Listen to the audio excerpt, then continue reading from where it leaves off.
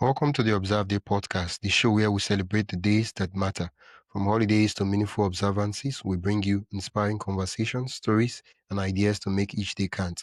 Whether it's raising awareness, learning something new, or simply sparking joy, this is your space to explore the calendar in a whole new way. I'm your host, Wisdom Okonkwo, and I'm excited to share today's observance with you. Let's dive in. In celebration of National Career Development Month, we're exploring what it truly means to grow, adapt, and build a career with purpose, not perfection. Our guest today, Willie Blake, also known as the dyslexic career and high performance coach, is redefining what success looks like for professionals who've ever felt behind. Diagnosed with dyslexia in grade, Willie spent years trying to hide what made him different until he discovered it was actually a superpower. Today, he's a speaker, coach, and host of the Light Beyond Limits podcast, helping entrepreneurs, creators, and professionals trade self-doubt for confidence and clarity. With his frameworks like the 2% rule and the GPS goal method, he teaches people how to take consistent action, balance perfectionism, and build momentum that lasts. From overcoming personal challenges to empowering others break free from fear and overthinking. Willie's story is a roadmap for anyone ready to stop surviving and start showing up fully. Welcome to the podcast, Willie. Yeah, thank you for having me on. Yeah. Many professionals, they feel like they are catching up in life. What's what's your message to those who feel stuck or behind? Oh man, I'm glad over the last few years I've actually been able to help myself in this because I don't feel like I don't like talking about things I'm not experienced Yeah. or expert in. And so just you saying that just took me back of when I was like back in college working and when I was starting my own business and my career. And it's like you when you compare yourself to other people, you always feel behind. Always feel behind. And that's simply because you're comparing your chapter 3 to someone else's chapter 53. That's really what it comes down to, is that we're comparing their best day to our worst day. And so a lot of people like who feel like they're left behind, at least this is what I felt. I felt I was left behind because I was focused on, man, they're so far ahead. And maybe it's not even like the Tony Robbins or the Grant Cardones or like the ones who are big and out there. It could just be like a friend that you had back in high school who on social media, you look at their profile and they have a family, they got kids, they're going and traveling everywhere. And it's just like, man, I wish I could be at that point. But we don't get the background. We don't get behind the social media because social media, it's just a highlight reel. That's all it is. Just a highlight reel for everybody. So my message for people who are out there who are like comparing themselves and struggling with that, I would simply say, stop it. Stop worrying about what other people are doing because they are doing worse than you think they are. And who cares? Because as long as you're better than you were yesterday, then that's enough. Yeah. One of the things you talk about is trading perfectionism for progress. What did that shifts look like in your own life? How did you move from perfectionism to progress? Yeah.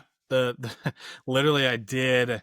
I went on Facebook Live today, and one of my mentors challenged us. She said, "Take your 45-minute keynote, shorten it to 2 minutes, go on Facebook Live, and give a 2-minute keynote." And I'm like, "Holy cow, that's rough." But I think Yeah. myself a year ago because I had to do that a year ago too, and it was hard. It was hard back then because the first time I did it, I brought it from like 45 minutes to 15 minutes, and it took dozens upon dozens of practices to get it down to 2 minutes. But I would never do it in front of people. Now, fast forward today, I went right onto Facebook Live and did it in front of people, practice it. It was like 3.5 minutes, but I was fine with it. And so like this thing of like perfection, it's like, what is perfection? Like what exactly is perfection? With my keynote, like what's the perfect 2 minutes?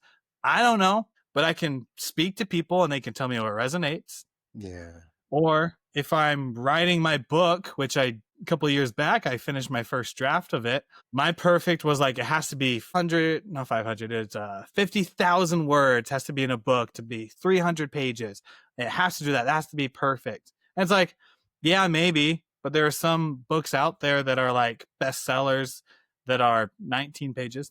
There's also books out there that are bestsellers that are like 700 pages. So I was like, what is perfection? Like, what is it really when it gets down to it. Because a lot Yeah. of people, when they think about perfection, at least when I think about perfection, it's going after something that isn't measurable. So I might say, like, I want to be the next Tony Robbins. Well, like, what does that really What does mean? that mean? Yeah. Yeah, like, what does that mean? I get on a bunch of stages? Does it mean like I impact millions of people? Does it mean like I write a book and then donate all the profit from that to charities? Like, what does it mean? So perfection is just like, I always say, perfection's dead. Perfection's dead. It doesn't grow. Just like a Wow. tree. If a tree isn't growing, it's dying. So perfection is dead. It's all about progress. It's all about the movement. And just like I said before, as long as you're doing better than you are yesterday, then that's enough.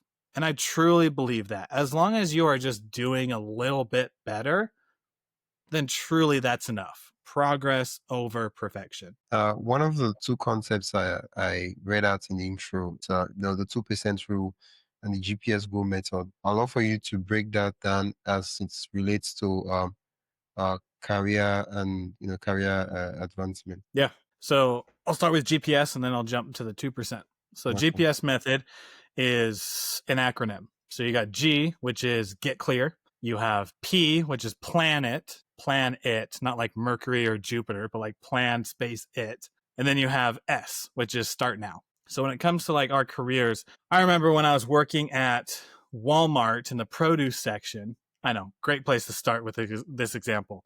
There's not much to really go for. But there's a ladder because you have the associate, you have the department manager, to then section manager, to store manager, and then you can go up from like regional and nationwide. You get clear on what you want. So if you want to work your way up in Walmart, well, then you can figure out like how you can go about doing that with working harder and getting systems down and then doing department managers' jobs, ask about wages, etc. But if that's not what you want to do, then you got to get clear on yourself. Like, what do I actually want to do? Some people might take the college route and be like, I want to be a doctor, lawyer, or an accountant. Accountant, I think, Yeah. accountant needs to go to college. Other than that, I don't think there's many other things that need to go to college, except for like doctor, accountant, lawyer, maybe a few others I'm missing. So if you want to be that, then it's pretty clear and simple. You have 4 years to do, then you have your master's and PhD, if that's what you're going for. But if you don't want to do that and you want to be like a business owner, well, the path to go to college might not be your path. Your path might be, if you want to like franchise a McDonald's location, Yeah. spend those 4 years as an employee and manager at McDonald's, because then you are literally learning on the job and learning the specifics And of what getting actually paid. goes on in there rather than the textbook. And you're getting paid for it. You're Yeah. literally getting paid to be educated, which is really cool. So first you get clear on what you want. Do you want the promotion? Do you want to start a side business? Or are you wanting to like go full entrepreneurship, dump the job, go forward? Second thing is to plan it, map it out, create the blueprint. So start at the end. If I want to own 1,000 houses in real estate, then it's just like work my way backwards from there. You're like, if I own 1,000, I need to first own 500, 100, and work your way. First need to own like a duplex. Now it's easier to be like, how do I get a duplex rather than how do I get 1,000 houses? So that's like the basicness of planning it. It's making it simple and having milestones to be able to hit, kind of like your KPIs, you can say. So then when you jump to the start now, you're in your vehicle, you know the direction you need to head, you have a plan of where you're going, and now you get a push on the gas pedal. So that's the GPS method. Then there's the 2%, which is just a quick add-on to the start now, which is now that you've broken everything down, what is your 2% task that you need to do today towards your 100% goal? And if it's 1,000 houses in real estate, your 2% task might be to reach out to 5 people every single day who own houses, or maybe real estate agents. If it's to get on 1,001 stages, it is to, if you want virtual stages, to grab your phone, hit record, and record yourself giving a speech. If it's physical, your 2% action is to find events like Toastmasters where you can go and speak at. If it's, and even like we're talking about careers, but like even if you're trying to lose weight, your 2% action might be to do 10 push-ups on the wall or take a 5-minute walk. We just break it down based off of the plan we created from what we actually want, and then every single day be consistent with it, which Yeah. again goes back to progress over perfection. The GPS method. and the 2% rule. One of the things you do is you help people build confidence instead of finding it. And this is something that's very important, especially when people are just starting out their careers. They're venturing into a field that they know absolutely nothing about. They've never done it in their life. And they're like, well, I struggle with being confident. I think I need to find a way to be confident. Oh, what are some mindsets shift and approach towards confidence you recommend based on your build it method? Before we dive deeper, I'd love to invite you to join the Observe Day newsletter. Every week, I send you highlights of upcoming observances, creative ways to celebrate, and behind the scenes extras from the shows. It's the perfect way to stay inspired and never miss a meaningful moment. Sign up today at observeday.com/join. That is observeday.com/join. Now, let's get back to the conversation. First off, I'd never recommend people doing something they don't have experience in, or at least jumping right into that without like something on the side to do. My mind jumps to like starting your side hustle, quitting your 9 to 5, and then you're trying to make your business work with no experience, but then also bleeding out the money that you have. That's a whole thing. Anyways, but for the mindset part of like the building confidence side, it's getting the reps in. It's actually doing the thing that you're scared of doing. That's where confidence comes from.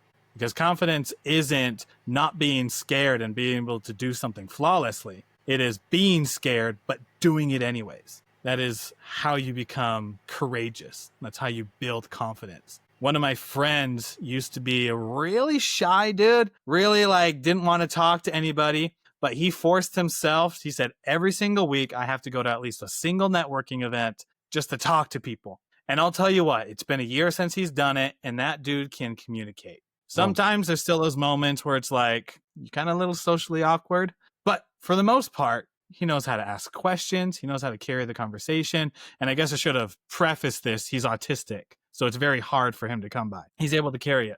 Then there's the other side of like, you're going and jumping off a massive diving board that's like 40 feet in the air. You're confident, like you're scared when you're up there. It's a big drop, but confidence comes from doing it. It's from stepping off of it. So with your career, whether it's you're trying to get a promotion or you're trying to build a side hustle or you're starting your own business, start getting the experience. First, you need to do research. You got to learn more about it.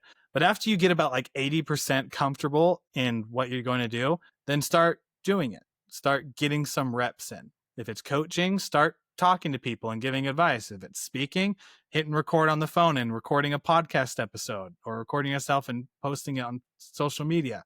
Whatever it is for whoever's listening, you just figure out what you want and then do the scary thing first. And then you can be scared. I feel like there's just this perpetual cycle that stops a lot of people from doing what they want to do because you've not done it before, and so you don't even have any reps or skills or anything to say otherwise. And so you're like, oh well, I don't really have the confidence to do it, and so because you don't do it, you don't have the confidence. And I think for me, now I'm always asking myself, okay, how can I get the reps in fast as possible? Because especially if it's something that's new, there's just this phase with every new thing of sucking at it terribly. And so for me, I'm like, how can I fast track this process, right? And you mentioned that going to networking events, if there was a possible way where every day you're just meeting people, you find maybe something that makes you meet people easily and talk to people, and now you just fast track the process. And so something that would probably take a year could maybe take 4 or 5 months because now you've intensified the process. And so you get to a point where like, oh yeah, I'm great at talking to people. And I really loved you breaking that down for us. Thank you so much, William. Yeah. And if I could share one other Please thing, do. Please do. you nailed it. Like the successful people that we consider like successful usually are mentors and coaches. The only real difference that they do is they have an idea and then they shorten the time between the idea and then taking action. So something that might take the average person a week to do, they'll do in a day and then they'll move on to the next thing. And so it's not even like they're more qualified than you are or they're more skilled. It's simply like they have the idea and then they execute it. They just do it. they're scared too. I'm sure Tony Robbins still gets butterflies when he goes on stages. Dude's Mm. been doing this for what, 44 years now, but he still gets butterflies when he gets on stages. It doesn't go away. You're just able to deal with it. And so just like you nailed it, shortening that time, the ones who are able to execute and build it faster are the ones who have the idea, but then shorten that gap between idea and taking action. Um, over the years you've been working and helping people with high performance coaching, what are some of the biggest mindset trap you see keeping people from reaching their potential? What a great question. A few come to my mind. The Okay. first is they aren't clear on what's actually stopping them. So, Mm. for an example, when it comes to fears, sometimes we label something as a fear when it's not actually the fear. So, being scared of heights isn't really being scared of heights, it's Scared of scared of dying. falling off wherever you're going. Dying. Being scared of the dark, it's not Uh, being scared of the dark, it's being scared that something else is in the dark with you, yeah. right? And so we classify it as something else to where that's not really what's stopping us. So a lot of people don't get that clarity when it comes to, it could be fears, but also could become to what they actually are wanting to do. Some people might say, I want to be the CEO of the company that I work in, but they don't know the path to get there. They don't know the difference between like the 1% who is able to make it up the corporate ladder versus the other 99 who are just there getting a paycheck. They don't know like what they need to work on in order to then get that promotion. And there's two ways you can think about it. The first way can be, well, they just don't know, and so you can't blame them. And I'm like, I get that to a point. But then it's also our responsibility of we need to find it out ourselves, which then we need to ask other people, which falls into the second thing, which tends to stop a lot of people that I work with, which is we care about what other people think about us. And we act ourselves into portraying ourselves in a way that impresses the person in front of us rather than being us entirely. Our boss, we might act in a totally different way than if we're just hanging out with our friends. The way I hang out with my wife is way different than if I go to a networking event, right? Like there's just like we personify, we put these personalities up of just like, I need to be this, I need to be that. When you just need to be more of you. You just need to be okay with what you're talking about. When I first started talking about dyslexia as just like this totally normal thing, a lot of people around me were very uncomfortable with it. But I knew there's nothing to be ashamed of. So even though Yes. I was scared to talk about it, I still talked about it. And then a year later, I'm just like, man, it's just shooting the breeze. I love talking about dyslexia. We can do it all Mm. day. But that also snowballed into, I love playing sports. Don't like watching them, but I love playing sports. Also, on my phone, I have a one game, and it's Pokemon Go.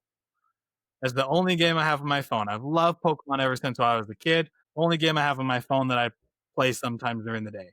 And it's just like, I would have never, ever shared that to go to anywhere in the world. That would be like, I'd die with that secret. But that snowball effect, that progress I made from just letting myself be myself with my dyslexia, then started opening the gates of me being okay with me just being myself, which then helped me to love myself, be okay with me looking in the mirror, and Oh. then like and then people who I share with, the people who I thought would be like, wow, this guy likes these things, what a crazy dude. That's what I used to think. But then as I share, people are like, oh, that's so cool. I don't know if you knew this, but I also love playing soccer and volleyball. And it's just like instant connection there. So all the times we've been overthinking about what's going on, it really isn't needed. In the simplest of simplest ways is that in our 20s we care a lot about what other people think about. In our 40s we start to stop caring what other people think about, and then our 60s we realize that they were never thinking about us in the first place. Oh. It's people have their own problems. You're not the center of the universe. Yeah. People have their own problems that are going on. And so thinking that other people are going to care much about like what you do and who you are, no, not really. What they do care about is how you can add value to them. What they do care about is if you're able to sit there and listen to their problems and be like a soundboard. What they do care about is if you can give them that emotional breath or be able to find something common with them so that they have a friend in this crazy world that we live in, right? That's what they care about. So that's another thing that some of my clients trip up on, is that they care about what other people think when in reality, everybody's thinking about themselves and you should just be yourself. Thank you so much for sharing those uh, things that limits a lot of persons from reaching their potential. One of the things you talked about is caring so much about what others would think of your own life instead of asking yourself, what do I really want out of my life? What do I want to do? What do I want? What do I really want? Right? And and then there's something you mentioned that I've seen it most of the times. You tell certain persons, so they tell me that they want to start a podcast. They love to share their message with the world. I'm like, yeah, fantastic idea, great. Okay, start a podcast, and they're like, not really. Like, well, you say you want to do this. Are you not passionate about it? So like, I'm totally passionate about it. So why have you not posted it in the last 3 weeks? And he's like, oh, I don't really know. And then I'm like, okay. And then you see that same person the next day they start a job, and part of their role in that job is to be the host of a show for the company, and they're crushing it. They're doing fantastic work. And I'm like, so what exactly is the problem right now? Because in my brain, I'm like I see every time I watch them, I'm like, what's going on? Right? It's as though we value other people, right? More than we value our own project, the things that we want and the things that we care about. And that for me is something I'm always paying attention and asking myself, because, so I don't fall into the trap of doing things because people will get angry if I don't do it otherwise, rather than asking myself, well, won't you get angry if you don't chase your dream? Won't you be angry towards yourself for because you didn't chase your dream and reach your potential? Yeah. Thank you for pointing that Yeah, out. yeah, it seems to be a pattern, and probably I'm going to go out on the limb and say probably like 99% of people is that they are willing to do more if someone else is involved. And they care more about what other people are thinking and what they like want over like what we want as ourselves. And sometimes that's bad. And okay, a lot of times it's bad, but I think there's also a good side to it, because that's where coaching and accountability come in. Yeah. Like that's why the coaching industry and the mentor and guide industry, that's literally why they're here. It's to help be a second person to the world that they have going on, so that amongst that world you can have someone else say, dude, it's 5 a.m. You said you're going to the gym. I'm outside your house. Get your tennis shoes on. We're going to the gym. An alarm clock, you can press that snooze button over and over and over again. But if someone shows up at your door, you're like 100% you are more willing to pop your tennis shoes on and go out. Yeah. So true. So true. We live in a world with people, so we might as well leverage each other. Yeah, I think it's about finding certain things the things that make us human. It's about finding how we can make those things make us win instead of make us feel. I don't know if that makes sense. Yeah, nailed it. Absolutely. Yeah, thank you so much. Where can listeners learn more about your podcast and the work you do? Yeah, they can go to my website, coachwillieblake.com, and there it'll have all the links there. And they also can go to their favorite podcast platform and just search Light Beyond Limits, and they'll find my podcast. Wow. Well, thank you so much. It's been an absolute delight chatting with you. And I'll put all the links mentioned in the description so listeners can just click and go directly to the site. Awesome. Thank you. That's it for today's episode of the Observe Day podcast. Thank you for spending your time with us as we explore today's observance. If you enjoyed this episode, be sure to subscribe wherever you listen to podcasts and share it with a friend who'd love to celebrate life's special days too.